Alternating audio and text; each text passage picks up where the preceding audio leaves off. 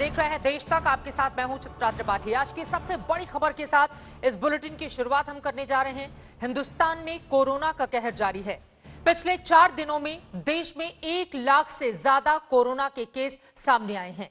Corona ने अब सदी के महानायक अमिताभ बच्चन के घर की दीवार भी लांघ ली है, जहां अमिताभ के परिवार के 4 सदस्य कोरोना से संक्रमित हो गए।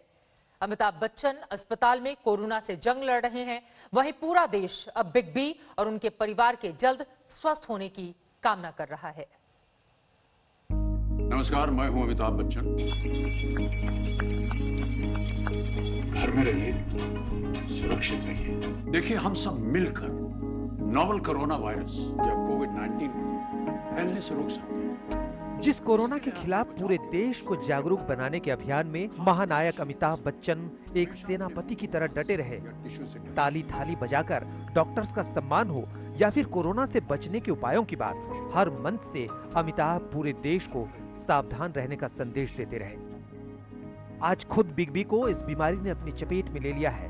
सदी के महानायक का परिवार कोरोना के खिलाफ जंग लड़ रहा है। ऐसे लक्षण दिखने पर तुरंत अपने डॉक्टर से सलाह लें। कल अमिताभ बच्चन और अभिषेक बच्चन की रिपोर्ट कोरोना पॉजिटिव आई थी। वहीं आज ऐश्वर्या राय बच्चन और बेटी आराध्या की रिपोर्ट में भी कोरोना की पुष्टि हो गई है। वहीं जया बच्चन की रिपोर्ट नेगेटिव आई है। अमिताभ बच्चन और अभिषेक बच्चन को कल रात मुंबई के नानावती अस्पताल में एडमिट किया गया था। अमिताभ की हालत स्थिर बताई जा रही है।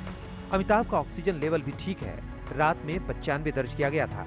वहीं अभिषेक की सेहत में तेजी से सुधार देखने को मिल रहा है। अमिताभ का एंटीजन रैपिड टेस्ट पॉजिटिव पाया गया है। अब उनका एंटीबॉडी टेस्ट हुआ है, जिसकी रिपोर्ट का इंतजार है। आज सुबह नानावती अस्पताल ने बयान जारी किया। इस बयान में कहा गया कि अमिताभ बच्चन स्थिर हैं, उनमें हल्के लक्षण हैं। फिलहाल उन्हें आइसोलेशन वार्ड में रखा गया है। बताया जा रहा है कि ऐश्वर्या राय बच्चन और आराध्या में कोरोना का कोई लक्षण नहीं था। उन्हें असिम्प्टोमेटिक बताया गया है, जिसके बाद ऐश्वर्या राय बच्चन और आराध्या बच्चन को होम क्वारंटाइन किया गया है। अभिषेक और अमिताभ बच्चन के पॉजिटिव रिपोर्ट आने के बाद तुरंत परिवार के बाकी सदस्यों की भी टेस्टिंग की गई। इनकी रिपोर्ट रविवार को आई, जिसमें बताया गया कि ऐश्वर्या और आराध्या बच्चन भी कोरोना पॉजिटिव हैं, जबकि जया बच्चन कोरोना नेगेटिव हैं। लेकिन क्योंकि ऐश्वर्या राय और आराध्या दोनों को इस वक्त क्योंकि सिम्टम्स नहीं हैं, इस वजह से उन्हें घर में ही होम क्वारंटाइन करने के लिए बीएमसी ने कहा। अमिताभ की कोरोना रिपोर्ट आने के बाद जुहू में अमिताभ के बंगले जलसा को सील कर दिया गया। बीएमसी ने बंगले के गेट पर कंटेनमेंट जोन का पोस्टर लगा दिया। वहीं पूरे बंगले को सैनिटाइज किया गया। घर में जितने लोग काम करते हैं, सिक्योरिटी से लेके घर के परिवार वालों तक, सबका टेस्ट हो चुका है। और यहाँ पर बीएमसी का कहना है कि हमने तीनों बंगलों को फुल सैनिटाइज कर दिया है, सारी प्रक्रिया का फॉलो किया है और अब घर तीनों बंगलों सैनिटाइज हो चुके हैं। चारों बंगलों में सैनिटाइजेशन कर दिया। चारों बंगलों को कंटेनमेंट जोन डिक्लेयर करके वहाँ पे कंटेन रहने के लिए बोल दिया। And then this history, contact history and all that, वो लेके उनको बताया है कि टेस्टिंग करना है। इसके अलावा उस स्टूडियो को भी सील किया गया है, जहां अमिताभ और अभिषेक डबिंग का काम कर रहे थे। पिछले 2 महीने से अभिषेक यहां अपनी वेब सीरीज ब्रीथ की डबिंग के लिए कई बार आए थे। डबिंग के लिए पिछले 2 हफ्तों में अभिषेक बच्चन को बहुत बार यहाँ स्पॉट किया गया। हम ये बताएंगे कि अभिषेक बच्चन को जब भी यहाँ स्पॉट किया गया था, उन्होंने हमेशा मीडिया को अवॉइड किया ताकि ज्यादा क्राउड ना जमा हो, सड़कों पे सोशल डिस्टेंसिंग का पालन हो पाए। हर बार वो एक मास्क और ग्लव्स के साथ नजर आए जितने भी बार वो स्टूडियो में घुसे और एग्जिट किया। इसको भी एक एक कोने को पूरे तरीके से सैनिटाइज किया गया। और बीएमसी के कर्मचारियों ने हमें बताया कि अब ये जो स्टूडियो है कुछ दिनों तक बंद रहेगा और यहाँ किसी को आने की अनुमति नहीं दी जाएगी। कोरोना ने अमिताभ की दीवार को लांघ दी, लेकिन महानायक से मुकाबला उसके बस की बात नहीं। बस इंतजार है बिग बी और उनके परिवार के जल्द स्वस्थ होने का। मुंबई से विद्या और तनुश्री के साथ आज तक ब्यूरो। बिग बी और उनके पूरे परिवार पर आई मुसीबत में पूरा देश उनके साथ खड़ा है।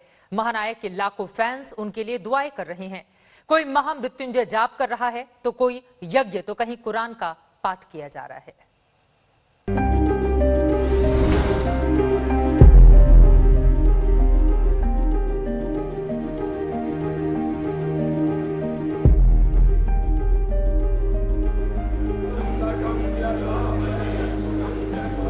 बिग बी और उनके परिवार की सलामती के लिए देश भर में दुआओं का दौर चल रहा है।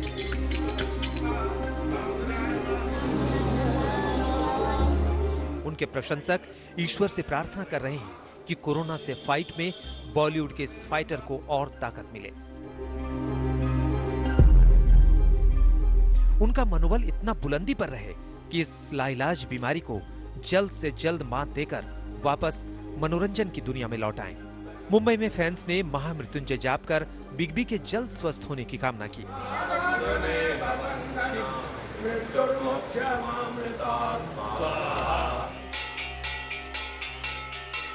ये तस्वीरें मिर्जापुर के मां विंध्यवासिनी मंदिर की हैं, जहां फैंस और पुजारियों ने बिग बी और उनके परिवार के जल्द स्वस्थ होने के लिए मंगल आरती की। सदी के महानायक अमिताभ बच्चन जी के लिए पूजा पाठ हो रहा है और अभिषेक बच्चन ऐश्वर्या राय का मां विंध्यवासिनी के दरबार में सिंदूरदान भी हो चुका है। तो मां विंध्यवासिनी उनके सपरिवार को पूर्ण रूपेण स्वस्थ करेंगी, ये मेरी कामना है। धर्मनगरी काशी में भी सिनेमा के महानायक के लिए दुआएं मांगी गईं।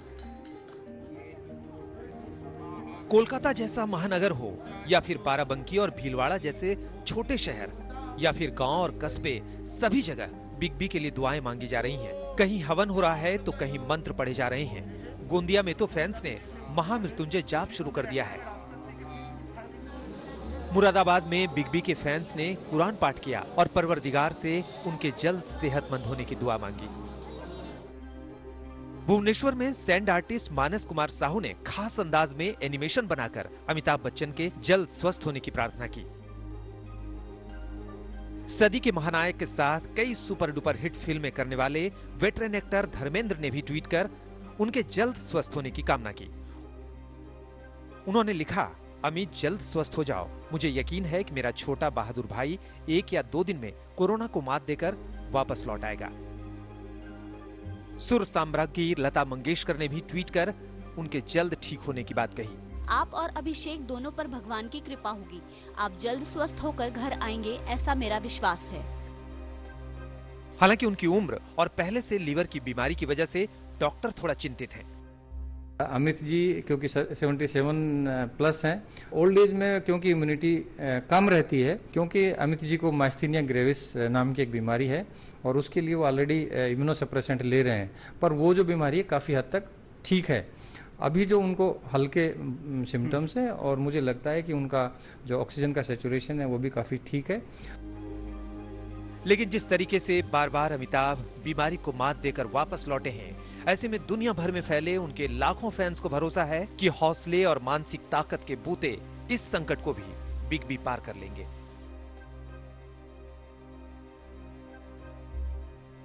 आज तक ब्यूरो। बिग बी और उनका परिवार जल्द ही स्वस्थ हो जाए, इस कामना के साथ आपको बताते चलें, फिल्म अभिनेत्री रेखा का भी कोरोना टेस्ट हुआ है। सोमवार को रिपोर्ट आने की संभावना है। वहीं अनुपम खेर की मां, भाई, भाभी और भतीजी भी कोरोना पॉजिटिव पाए गए हैं।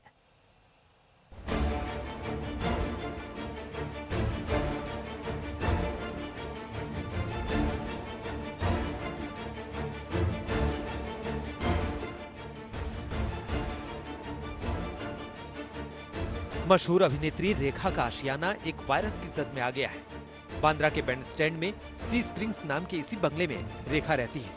उनके सिक्योरिटी गार्ड के कोरोना पॉजिटिव पाए जाने के बाद उनके बंगले का एक हिस्सा सील कर दिया गया है। बीएमसी ने बंगले के बाहर नोटिस चिपकाकर इलाके को कंटेनमेंट जोन घोषित कर दिया है। रेखा के स्टाफ का कोरोना टेस्ट कराया गया है, जिनकी रिपोर्ट अभी आनी है।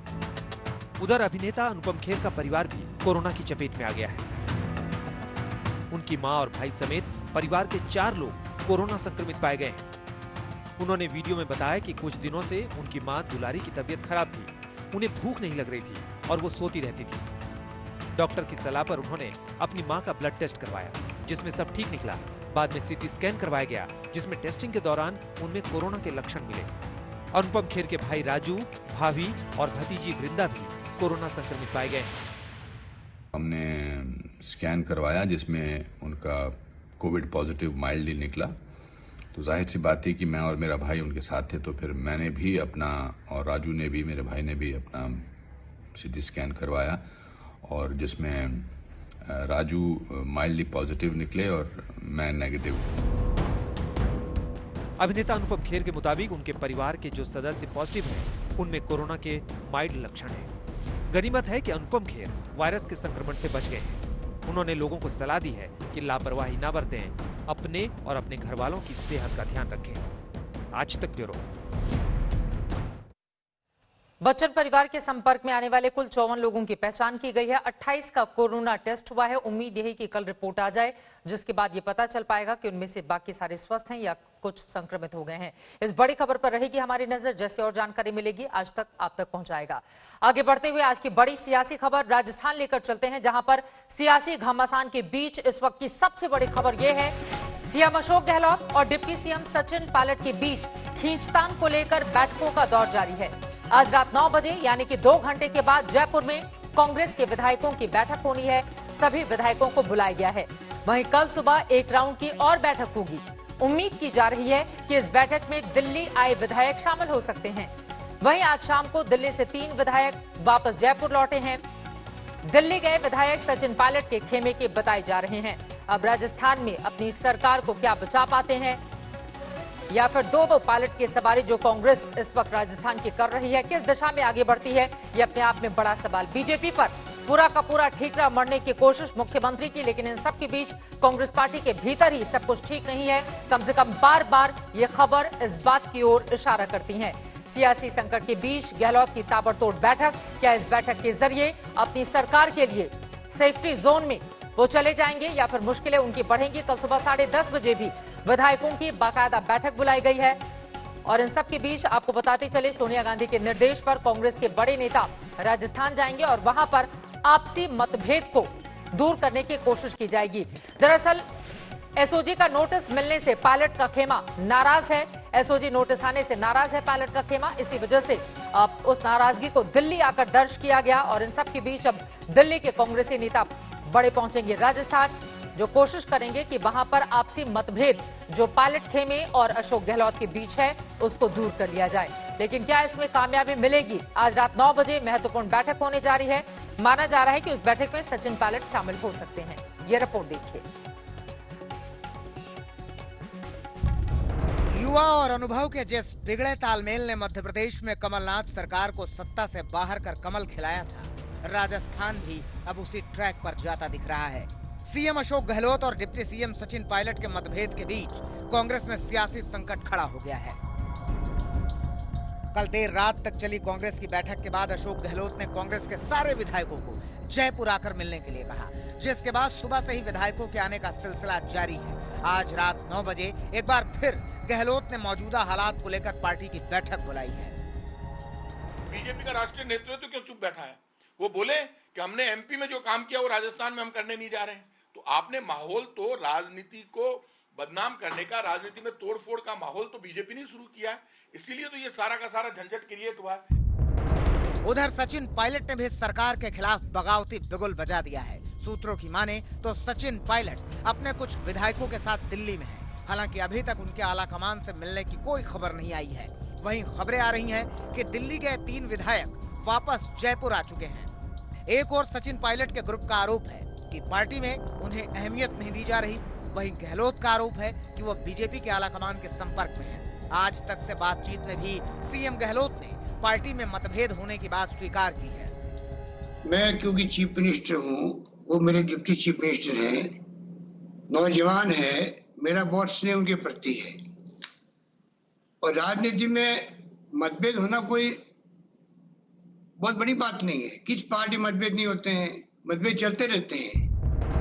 दरअसल इस विवाद में एसओजी के नोटिस ने आग में घी का काम किया। सरकार गिराने और विधायकों की खरीद फरोख्त के मामले में एसओजी ने सचिन पायलट और उनके खेमे के खाद्य आपूर्ति मंत्री रमेश मीणा को पूछताछ के लिए नोटिस भेज दिया, जिसके बाद कांग्रेस पूरी तरह से 2 खेमों में बटी नजर आ रही है। जो व्यक्ति अपनी मर्यादा को पार करेगा, जो व्यक्ति अपने पाले को पार करेगा, जो व्यक्ति ढुलमुल होगा, जो डोलियां डाकेगा, उसकी दुनिया में कहीं इज्जत नहीं होगी। पीढ़ियों से कमाई हुई इज्जत खोने का ये समय नहीं है। राजस्थान के हालात पूरी तरह से मध्य प्रदेश जैसे नजर आ रहे हैं, जहां अशोक गहलोत सरकार को खतरा पार्टी के अंदर और बाहर दोनों तरफ से है। राजस्थान में मुख्यमंत्री अशोक गहलोत और उप मुख्यमंत्री सचिन पायलट दोनों ही आर पार के लड़ाई के मूड में हैं। सचिन पायलट ने अभी तक अपना पत्ता नहीं खोला है और सबकी नजरें उप मुख्यमंत्री सचिन पायलट पर टिकी हुई हैं। लेकिन आज रात हो रही मुख्यमंत्री निवास पर कांग्रेस विधायक दल की बैठक में सब कुछ साफ हो जाएगा कि कितने विधायक इधर हैं, कितने विधायक उधर हैं। कैमरामैन निखिल शर्मा के साथ शरद कुमार, जयपुर, आज तक। तो इस वक्त की बड़ी जानकारी यह है, 2 घंटे के बाद रात 9 बजे मुख्यमंत्री अशोक गहलोत एक बड़ी बैठक करने वाले हैं और कहा यह भी जा रहा है कि हो सकता है सचिन पायलट क्या उस बैठक में शामिल होंगे, क्योंकि कल सुबह 10:30 बजे भी बैठकों का एक दूसरा दौर चलेगा। यानी कि कुल मिलाकर कवायद इस बात की है कि अपनी पार्टी को बचा लिया जाए। और इस वक्त की बड़ी खबर आपको बताते चले, राजस्थान में कांग्रेस में सियासी संकट कभी लगता है ठीक हो गया है, कभी गहराता हुआ नजर आता है। इन सब के बीच बड़ी जानकारी ये निकलकर सामने आ रही है कि राजस्थान में सचिन खेमे में 11 विधायकों के शामिल होने का दावा किया जा रहा है। कुछ और विधायक दिल्ली आ सकते हैं, इस तरह की संभावना व्यक्त की जा रही है। राहुल श्रीवास्तव मेरे वरिष्ठ सहयोगी जुड़ चुके हैं ज्यादा जानकारी के साथ। राहुल, रात 9 बजे तो बैठक होने वाली है, लेकिन सचिन खेमे के 11 विधायक सचिन के साथ और कुछ और दिल्ली आ सकते हैं, और क्या जानकारी मिल रही है आपको? जी तो देखिए, राजस्थान में कांग्रेस को जो बढ़त है बीजेपी के मुकाबले वो काफी ज्यादा है। 50 के करीब का डिफरेंस है दोनों गुटों के बीच में। तो खतरा सरकार का इशू नहीं है, शायद अशोक गहलोत साहब के पास जो नंबर हैं वो इतने ज्यादा हैं कि इसी कारण से इस द्वंद का कारण हो गया कि सचिन पायलट का कहना है कि मेरे को पार्टी से बाहर निकाल के मेरे सम्मान को ठेस पहुंचाई जा रही है लगातार। इस पूरे झगड़े का सबब जो है वो एक नोटिस है जो सचिन पायलट जी को भेजा गया।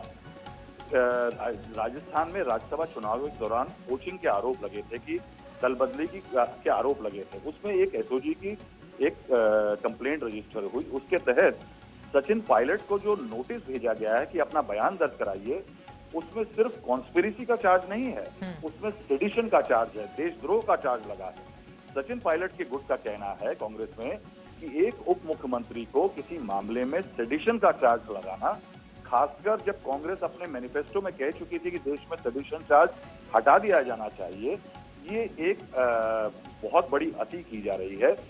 उनका ये भी कहना है, कुछ दिन पहले सचिन पायलट ने एक वरिष्ठ कांग्रेस के नेता से दिल्ली में मुलाकात की थी। उन्होंने शिकायत की थी कि पिछले कई महीनों में कैबिनेट की मीटिंग नहीं बुलाई जा रही, किसी भी एड में उनका नाम नहीं आता, किसी अफसर के ट्रांसफर में अड़चन पैदा की जाती है और उनका विभाग जो पीडब्ल्यूडी है उसमें भी उन्हें काम नहीं किया देने जा रहा है।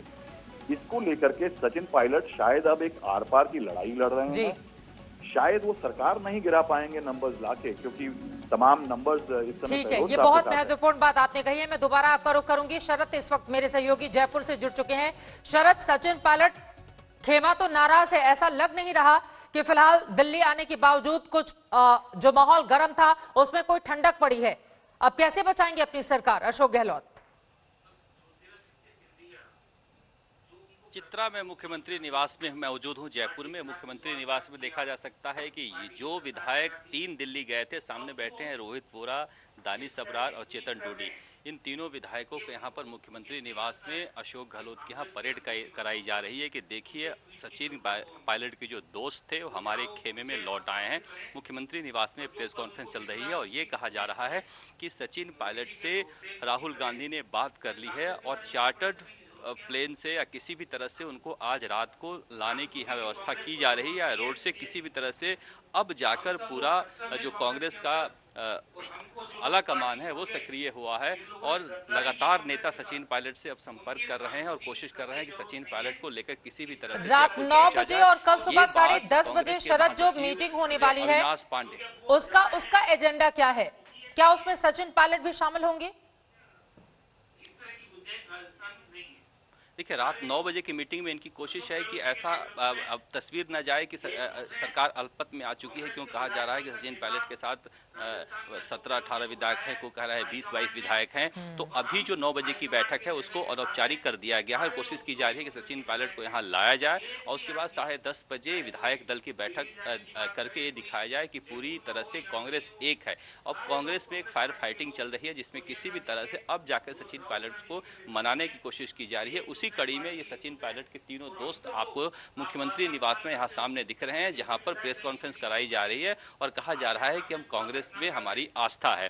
तो कुल मिला के कांग्रेस अब पूरी तरह से सक्रिय हो गई है कि किसी भी तरह से राज्य में सरकार बचाई जाए। जो एसओजी को लेकर कंफ्यूजन हुआ है, उनका कहना है, जिसे कांग्रेस का कहना है कि बड़े अशोक गुटका के सचिन पायलट कंफ्यूजन हुआ है वो दूर किया जाएगा और हो सकता है कि अब एसओजी सचिन पायलट को पूछताछ के लिए ना बुलाए, इस बात पर भी सहमति बन जाए। तो कुल मिलाकर एक समझ। ठीक है शरद, बहुत शुक्रिया इस पूरी जानकारी के लिए। आगे भी जानकारी आपसे हम लेते रहेंगे।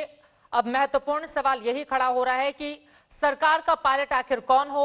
मतभेद सुलझाने की कोशिश अशोक गहलोत की, क्या वो उसमें कामयाब होंगे? ये बड़ा सवाल है। फिलहाल आगे बढ़ते हुए आपको बता दें कि मुख्यमंत्री अशोक गहलोत से आज तक ने बातचीत की और उनकी ओर से इस बात को स्वीकार किया गया था कि सचिन पायलट से उनके मतभेद हैं, लेकिन उसको सुलझा लिया जाएगा। और इसके साथ ही उन्होंने सरकार गिराने का आरोप बीजेपी के सर पर भी मढ़ा कि लगातार बीजेपी की कोशिश है कि राजस्थान की सरकार को अस्थिर कर दी जाए। कल रात आज तक ने उनसे बातचीत की थी, सुनिए। अशोक जी, बहुत स्वागत है आपका आज तक पर। मेरा पहला सवाल आपसे यही है, 2 बीजेपी के नेताओं की गिरफ्तारी हुई है। आप लगातार बीजेपी पर आरोप लगा रहे हैं कि वहां से सरकार गिराने की कोशिशें जारी हैं। कौन कर रहा है ये सब? मास्टरमाइंड कौन है इसका? ये दुनिया जानती है, पूरा देश जानता है कि जब से बीजेपी सत्ता में आई है तब से उन्होंने इस देश के इतिहास में काला अध्याय जोड़ दिया है। बात करें अरुणाचल प्रदेश की, 60 एमएलए थे कांग्रेस के, 60 मेरे 42 थे हमारे, सरकार वहां बीजेपी के बन गए। गोवा में, मणिपुर में सबको मालूम वहां पे क्या हुआ। कर्नाटक में सरकार किस प्रकार बदली गई, वहां पर टॉपल कर दी गई। मध्य प्रदेश का उदाहरण आपके सामने है। और महाराष्ट्र में भी सुबह 7 बजे शपथ ली गई मुख्यमंत्री द्वारा और प्रधानमंत्री ने 7:30 बजे ट्वीट कर दिया बधाई का। और वापस देवेंद्र फडणवीस जो मुख्यमंत्री बने, उन्हें ट्वीट का जवाब दे दिया, मोदी ये तो मुमकिन है। और राजस्थान आपके सामने है। तो इनका इतिहास गवाह बन गया है कि ये लोग, डेमोक्रेसी में इनका यकीन नहीं है। और ट्रेडिंग करो, धन बल की कमी नहीं है बीजेपी के पास में। अपार धन इकट्ठा हो चुका है, इलेक्ट्रल बॉन्ड के माध्यम से भी, नोटबंदी के माध्यम से भी। और आज इसीलिए सरकारें गिराने की इनका दुस्साहस हो रहा है। राजस्थान में हम सरकार गिरने देंगे नहीं, इनके मंसूबे पे पानी फेर देंगे, ये मैं आपको कह सकता हूँ। राजस्थान बीजेपी के अध्यक्ष कह रहे हैं कि अशोक गहलोत एक बहुत चतुर राजनेता हैं। गजेंद्र सिंह शेखावत जो कि केंद्रीय मंत्री हैं, उनका कहना है कि अपने फिल्म के आप भी एक्टर हैं, आप ही विलन भी हैं और स्क्रिप्ट राइटर भी हैं। आप अपने अध्यक्ष को हटाना चाहते हैं, बीजेपी के कंधे पर रखकर आप बंदूक चला रहे हैं।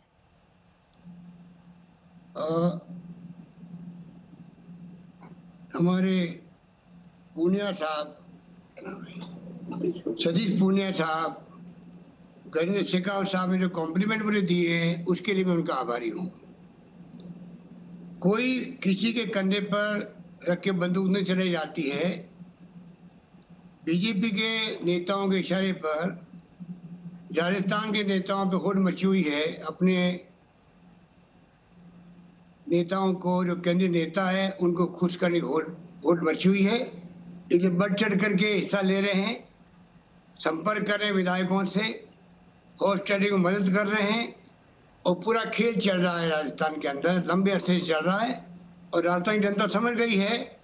और मैं समझता हूँ हमारे यहाँ परंपरा कभी रही भी नहीं है कि गुजरात की तरह 7 विधायक हॉस्टल में चले जाएं राज्यसभा चुनाव के पहले, या अन्य राज्यों की तरह यहाँ पर बिक जाएं।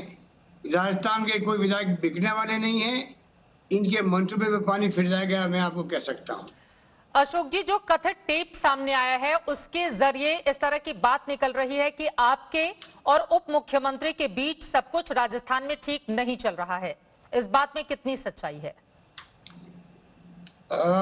मैं क्योंकि चीफ मिनिस्टर हूँ, वो मेरे डिप्टी चीफ मिनिस्टर हैं, नौजवान है, मेरा बहुत स्नेह उनके प्रति है।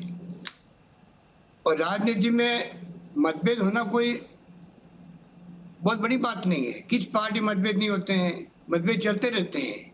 पर हम सब पार्टी वफादार बने रहें, जिस पार्टी का हाथ का चुनाव चिन्ह इंदिरा गांधी का दिया हुआ है, महान नेता का, कांग्रेस की नीतियां, सिद्धांत और कार्यक्रम महात्मा गांधी के जमाने के, पंडित नेहरू के जमाने के हैं, सरदार पटेल के दिए हुए हैं, मौलाना अबू कलाम आजाद के दिए हुए हैं। उस पार्टी की विरासत को हम लोग संजोए हुए हैं। हम उस पार्टी के नाम से आज यहाँ तक पहुंचे, हमारी पहचान बनी देश के अंदर, प्रदेश के अंदर। उसके साथ में गद्दारी हम कभी कर नहीं सकते।